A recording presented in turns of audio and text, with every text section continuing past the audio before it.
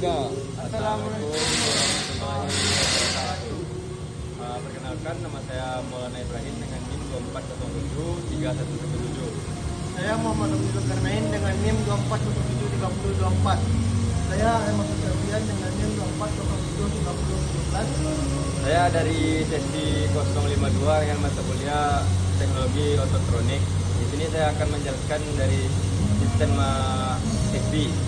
Saya dari sesi 050. Saya menjelaskan sistem ABS. Saya dari sesi 050. Saya menjelaskan sistem PCI. Di sini kami akan menjelaskan komponen troubleshooting serta kami akan mewawancarai salah satu mekanik yang ada pada bengkel. Aku nama Service Station yang terletak di belakang. Baik, Assalamualaikum warahmatullahi wabarakatuh. Saya Maulana Ibrahim dengan NIM 24073117, berasal dari Prodi Pendidikan Teknik Otomotif. Baik, pada pagi hari ini saya akan membuat video observasi tugas dari mata kuliah Teknologi Elektronik. Di sini saya akan dipandu oleh Bapak Hafiz. Di sini saya akan melantarkan beberapa pertanyaan dari sistem FT. Yang pertama itu tentang komponen pada sistem FT, Pak. Boleh Bapak sebutkan apa saja komponen utama pada sistem FT, Pak? FB, kalau komponen utama dari FB itu yang pertama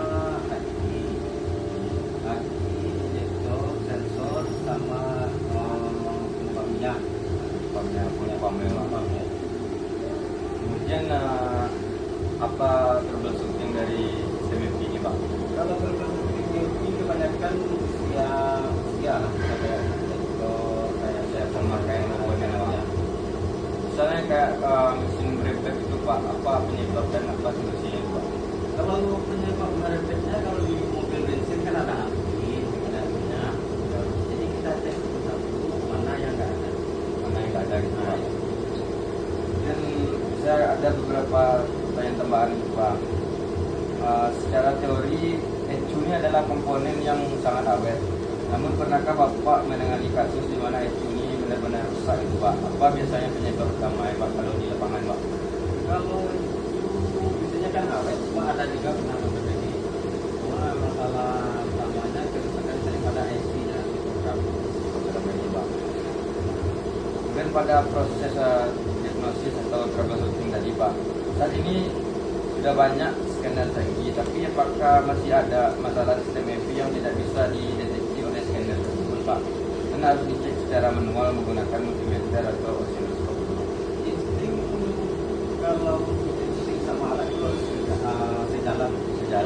Pak. Jadi kita memastikan penyakit ya, sensor apa yang tidak bekerja memastikan apa tidak. Jadi bisa secara manual, bisa secara pergerakan, Pak.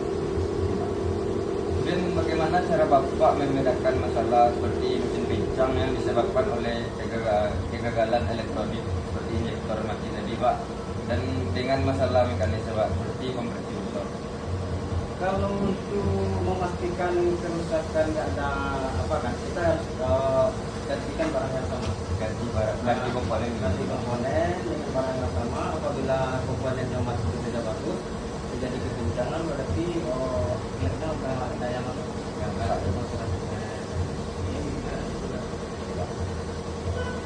Kemudian pada perawatan dan gejala umumnya, Pak, banyak penggunaan mobil yang sering menunda ganti filter bensin, Pak. Berapa besar pengaruh filter bensin yang kotor terhadap beban kerja pompa mesin seperti full pump dan kesehatan injektor pada mesin tadi, Pak? Kalau untuk minyak, karena kan kayak mau ada sebagian mobil saringan minyak kita di dalam tangki, ada yang limbah. Jadi kebanyakan yang di dalam tangki itu orang nggak mau cek apa itu maksudnya kan. Jadi ukuran untuk saringan, jadi otomatis kita pompa kan berat. Jadi seandainya minyak itu lepas, itu jadi penyebabkan di injektor. Dan terakhir, Pak, menurut Bapak, apakah mekanik zaman sekarang ini cukup hanya bermodalkan insting daripada menggunakan menguasai pencarian data secara grafis menggunakan alat diagnosis? diagnosis tadi Pak? Kalau untuk mobil-mobil sekarang kebanyakan otomatis lah. Kita kadang-kadang Dengan alat Pak, karena tener dan menggunakan ini yang dari Pak. Mungkin cukup dari saya mengenai bicara sistem tadi Pak. Nah, dilanjutkan dari channel saya. Assalamualaikum warahmatullahi wabarakatuh. Perkenalkan, nama saya Muhammad Romi Zulkarnain dengan NIM 24073024. Di sini saya akan mengobservasi lapangan tentang ABS dengan mekanik Bapak Hafiz, ya Pak. Nah, saya akan bertanya tentang itu, Pak. Pertanyaan umum tentang ABS. Apa perbedaan sistem rem biasa dengan rem yang menggunakan ABS? Perbedaannya kalau di ABS dia kan udah memakai yang otomatis. Jadi kalau di tempat tertentu dia akan membuka itu untuk penerapan. Jika ada sensor dilengkapi di roda, kalau seandainya dari roda bermasalah dia udah terbaca di situ. Yang pertanyaan kedua Pak, yaitu bagaimana cara kerja hidrolik modulator pada sistem ABS? Kalau cara kerja modulator pada ABS itu kayak tadi kan dia buka itu, iya Pak. Jadi dia buka itu apa namanya kasih. Pertanyaan yang ketiga Pak, yaitu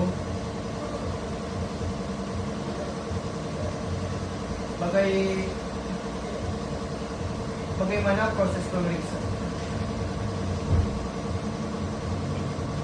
proses pemeriksaan kerusakan ABS di bengkel, Pak? Kalau kita pemeriksaan ABS kita kan juga pakai alat scanner. Iya, Pak. Jadi dalam pemeriksaan itu kalau itu bangku ABS biasanya kan dokumen kalau udah itu bangku ABS dia bakal pakai. Jadi kita deteksi sama scanner apa dari rangkaian bawah sensornya yang kena, apa dari modulnya. Yang pertanyaan selanjutnya yaitu bagaimana langkah mekanik memperbaiki sensor ABS yang rusak, Pak? Dia langkah untuk memperbaiki kayak sensor yang rusak, Ya, biasanya Pak. ganti tidak. Kalau dari modul besar saya perbaiki. Itu Pak,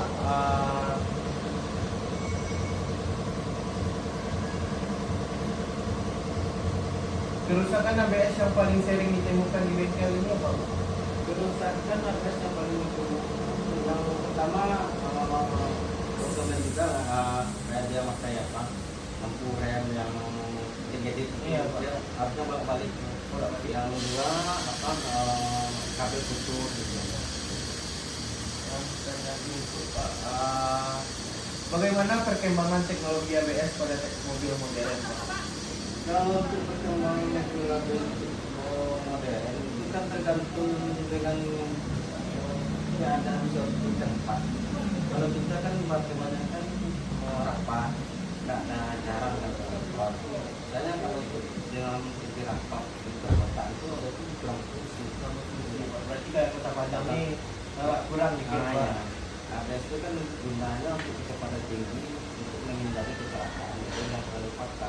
Yang contohnya kan di jalan tol. Dalam keadaan Ini yang pertanyaan tambahan, Pak. Menurut mekanik, apakah ABS benar-benar efektif mengurangi kecelakaan?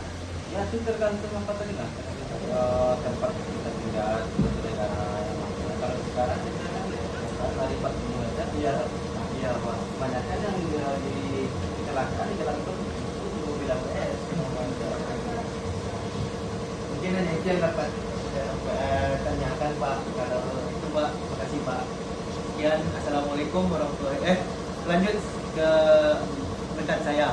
Assalamualaikum warahmatullahi wabarakatuh. Perkenalkan, nama saya Enoki Sobian dengan NIM 24073017. Di sini saya akan melakukan observasi lapangan dengan mewawancarai Bapak Hafiz. Ya Pak, di sini saya mau bertanya Pak tentang apa saja komponen sistem yang Dari KPI itu adalah kan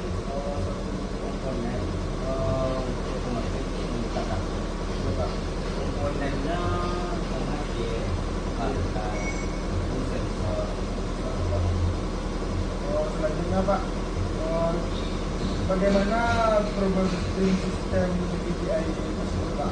Kebanyakan yang berada di sini kan tergantung konsumen sekarang kan begitu lama kerak rumah itu sensor akan mempengaruhi tingkat yang Oh, pertanyaannya Pak,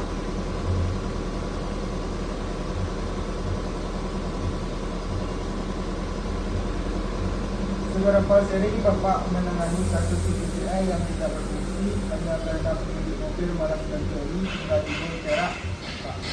sudah Sering Pak. sampai kita sarankan untuk bongkar itu tidak akan bongkar. Eh, Menurut pengalaman Bapak, apa kendala teknis yang paling sering membedakan perawatan antara mesin VVTi biasa dengan yang sudah dua VVTi? Tidak ada Pak.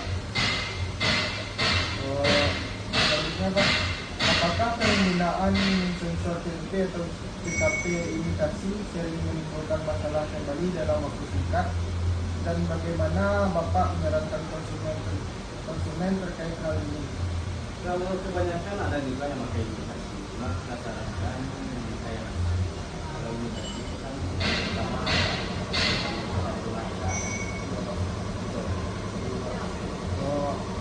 Terakhir Pak, apakah perubahan pada sistem knalpot atau remote itu biasanya memerlukan penyesuaian khusus pada fitur VVTi agar performa tetap maksimal Pak? kalau itu lagi cara standar Saudara Pak. Baik, itu saja yang saya tanyakan ke Bapak. Terima kasih Pak. Assalamualaikum warahmatullahi wabarakatuh. Baik, saya akan melanjutkan video dari observasi saya setelah melakukan wawancara. Mungkin di sini kita akan melihat sistem EV tadi, dan pada kondisi mobil yang dapat dilihat tidak mungkin saya untuk memeriksa lebih detailnya. Mungkin kita hanya bisa dapat membayangkannya saja. Saya akan menjelaskan sedikit dari sistem EV, komponen dan troubleshootingnya. Sama-sama kita ketahui sistem EV ini adalah sistem dari penyemprotan bahan bakar yang dikontrol secara elektronik. Kemudian berbeda dengan karburator konvensional yang mengandalkan vakum udara, EV menggunakan ECU sebagai komponen utamanya.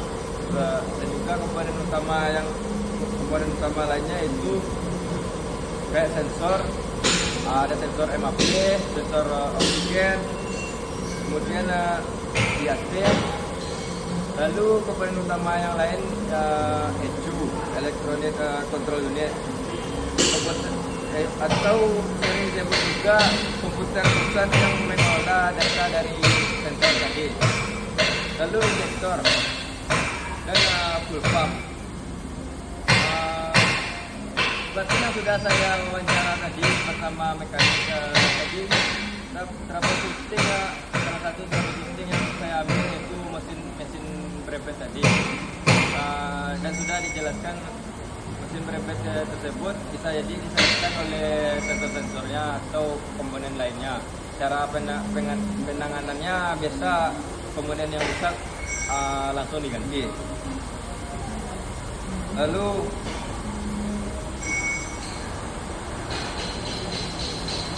pada sistem ABS dan VVTi saya akan menjelaskan sedikit. Yang ABS ini berfungsi untuk mencegah roda berhenti saat pengiriman mendadak, dan VVTi ini adalah teknologi yang mengatur waktu buka tutup katup. Mungkin sekian penjelasan tambahan dari saya mengenai tentang komponen dan troubleshooting dari sistem EV. Baik, saya akan menjelaskan lagi tentang ABS yang sudah dijelaskan oleh Bapak mekanik tadi, yaitu letaknya komponen ABS itu di belakang dashcam, di belakang ini. Karena mobil lagi di servis, tidak mungkin saya untuk ngecek-ngeceknya. Di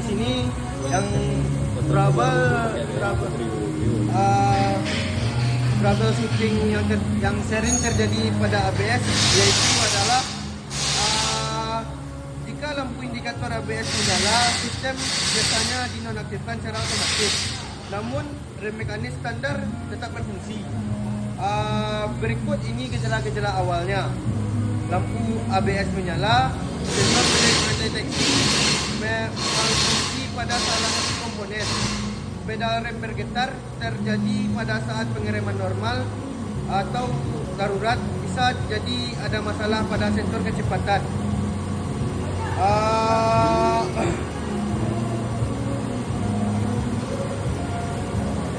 Tips perawatan atau perawatan pencegahan trouble pada sistem ABS yaitu ganti minyak rem secara berkala, lakukan setiap 20.000 sampai 40.000 km. Minyak rem bersifat hygroscopic yang dapat menyebabkan korasi internal pada modulator ABS.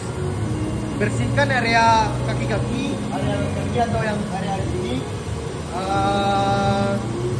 saat mencuci mobil. Semprot area di balik roda atau merosotkan debu-debu yang menempel pada sensor. Peringatannya yaitu jika Anda harus mengganti unit modulator, proses welding atau buang angin pada sistem ABS seringkali membutuhkan alat scanner khusus untuk membuka katup solenoid secara elektronik. Sebaiknya dilakukan oleh teknisi profesional.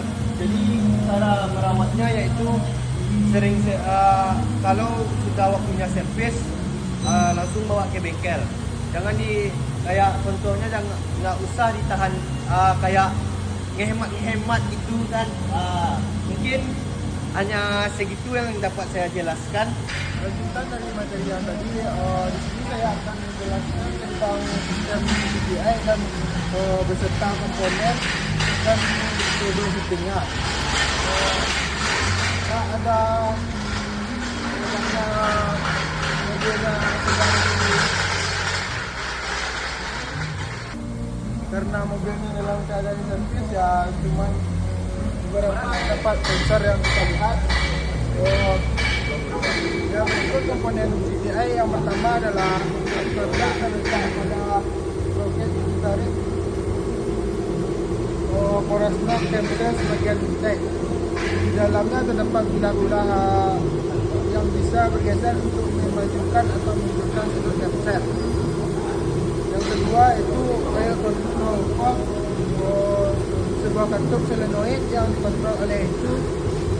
Fungsinya adalah mengatur aliran dan arah oli bertekanan menuju VVTi controller. Yang ketiga itu kontak sistem yang menerima data dari berbagai sensor dan mengirimkan ke perintah listrik ke oil control valve. Yang keempat sensor posisi poros knob atau temperature sensor mungkin mendeteksi sudut temperature. Tapi yang kelima sensor posisi poros sensor atau CKP mendeteksi putaran mesin dan posisi unit slot. Yang keenam saringan VVTi filter atau saringan kecil yang memastikan oli yang masuk ke oil control valve benar-benar bersih dari kotoran atau gram besi. Ya, troubleshootingnya yaitu masalah VVTi biasanya ditandai dengan lampu check engine yang menyala atau performa mesin yang menurun drastis. Gejala kerusakannya mesin kasar atau pincang saat idle, tenaga mesin drop di tekanan tinggi atau mesin sering mati mendadak. Konsumsi BBM menjadi sangat boros, muncul suara berisik dari area kepala silinder. Langkah pemeriksaannya itu dengan menggunakan scan tool. Yang kedua, pemeriksaan oil control valve. Yang ketiga, pemeriksaan VVTi filter. Yang keempat, kualitas oli mesin.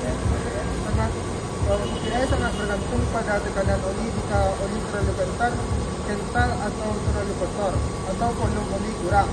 Baik, itu saja yang bisa saya sampaikan. Assalamualaikum warahmatullahi wabarakatuh.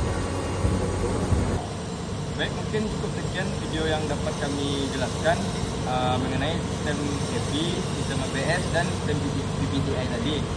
Terlebih dan terkurang saya mohon maaf. Assalamualaikum warahmatullahi wabarakatuh.